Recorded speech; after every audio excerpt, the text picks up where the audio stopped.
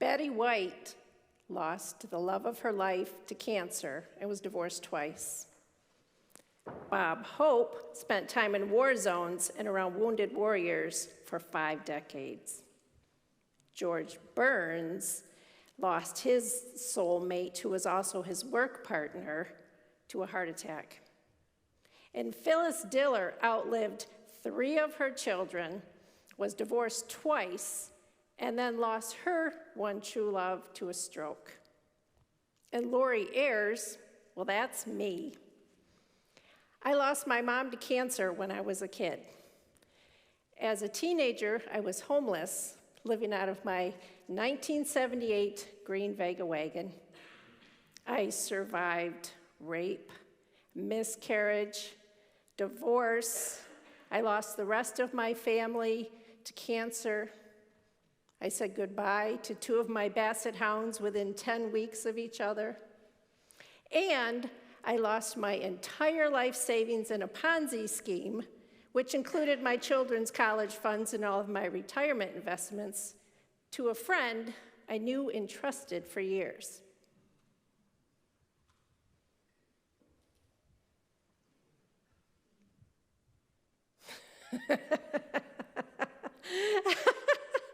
Hi, I am Laurie Ayers, and I am your ray of sunshine for today.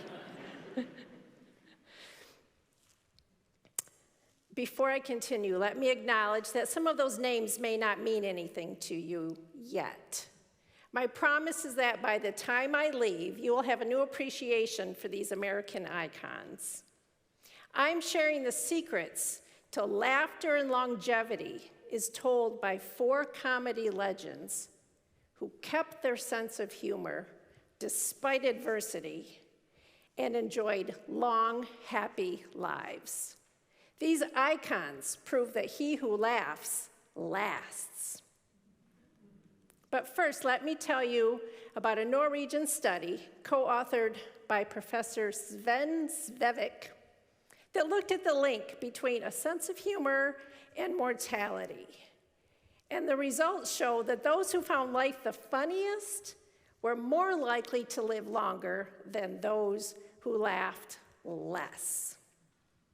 And another study of 14,000 older adults in Japan, co-authored by 7 brilliant doctors whose names cannot pronounce, looked at the link between frequency of laughter and the onset of functional disability. Well, in this context, functional disability is the difficulty in performing activities for daily living. The results showed that those who laughed rarely or infrequently were more likely to develop impairments or a functional disability. The study concluded that lack of laughter can lead to loss of life function, like physical mobility. Shall I say that one again? Lack of laughter can lead to loss of life. But who wrote this stuff? And lastly, Dr. Michael Miller of the University of Maryland said that laughing opens up your arteries, allowing blood to flow more freely. So even if you do not aspire to be the next Dave Chappelle or to have your own Netflix comedy special, you can still be an armchair comedian in your own little world. I can help you think the way a comedian thinks. So let's get back to these comedy icons, and then I will leave you with my 5 tips to get more laughter into your life, so that despite adversity you may be going through, hopefully you too can enjoy longer, happier lives.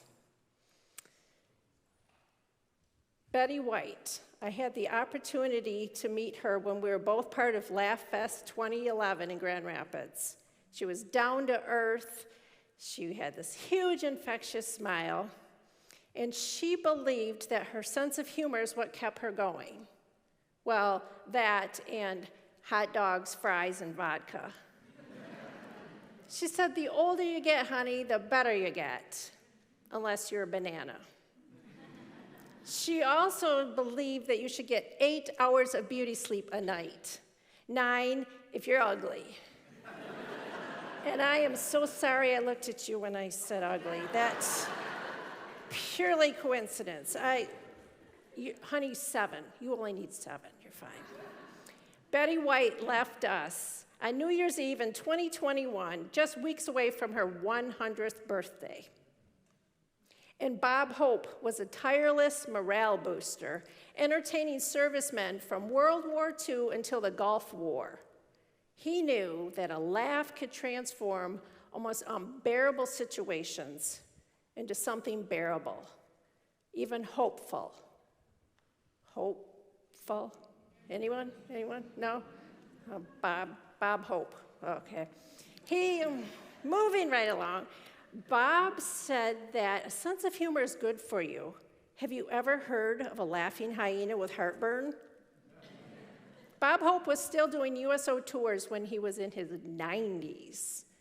He left us in 2003 at the age of 100. And George Burns credited the single most important key to longevity is to avoid worry, stress, and tension.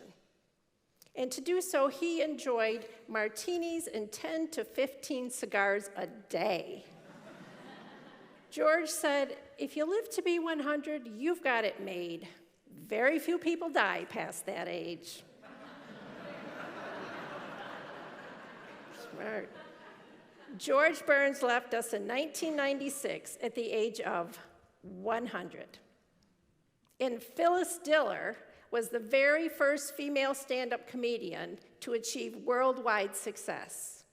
She started her stand-up career when she was 37 years old, and she performed for sold-out crowds until just shy of her 85th birthday. Phyllis said, you know you're old when your walker has an airbag, and your birth certificate's on a scroll, and they've discontinued your blood type. Halley's Comet goes over, and you say, there it goes again. And you can remember when fast food meant you ran over a chicken. Someone compliments you on your alligator shoes, and you're barefoot. And your favorite drink is Metamucil. Phyllis Diller left us in 2012 at the age, 95, but thanks for playing along. So now that you know a key ingredient to laughter, despite adversity, a key ingredient to longevity despite adversity is laughter. Here are my 5 tips to get more laughter into your life. Number 1, don't stifle a laugh. Really, who is to say what can laugh at and what you can't? I laughed during a funeral, and it wasn't even during the funny parts. And it wasn't a chuckle, and the more I tried to get it under control, the worse it became until we were all laughing. Now, on a serious note, I know there's a lot of grief sitting in these chairs today, and I want to assure you, if you feel the least bit guilty, if you're laughing in the midst of your loss, your loved ones want that for you. So number 1, don't stifle laughter ever. Number 2, be silly. When is the last time you tried to do a cartwheel? You want me to try one right now? No, I'm not going to do that. How about carrying a rubber chicken in your pocket? You guys wonder where my clicker? I don't have a clicker, but I have a clucker. It's a little rubber chicken. In my family, when we were at restaurants, we used to have napkin eating contests. We'd open it up, unfold it. Some of you sounds like you know what I'm talking about. You put the tip of the napkin on the tip of your tongue, no hands, and you see who can suck it up into your cheeks the fastest.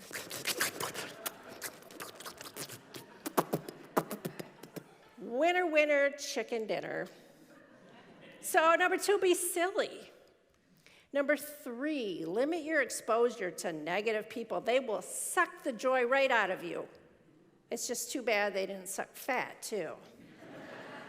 Now, I know for some of you that may mean blocking, unfriending, unfollowing.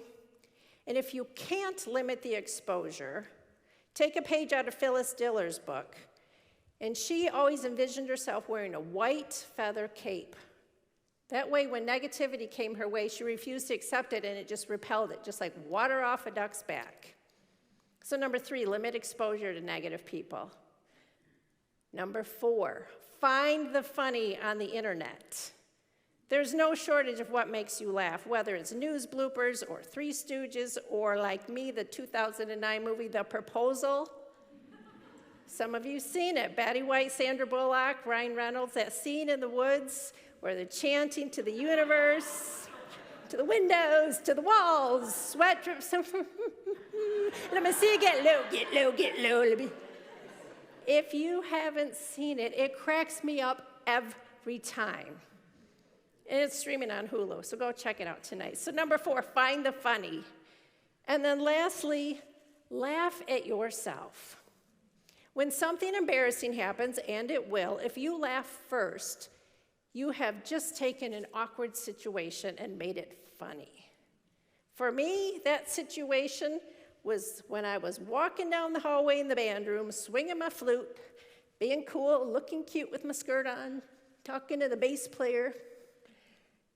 And it wasn't until I got to the end of the hallway that I realized my adorable wraparound skirt had come untied, but I must have had so much game that I didn't even realize it, and I was wearing nothing but my control top pantyhose and my black cloth Mary Jane shoes.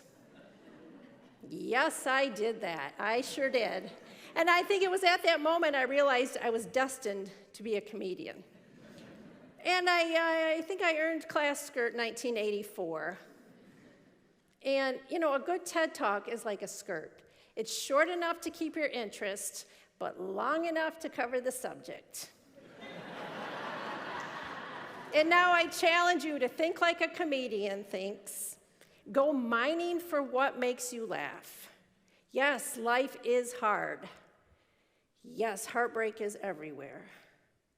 Yes, getting old isn't funny. But we are. Good night. I love you. Mwah.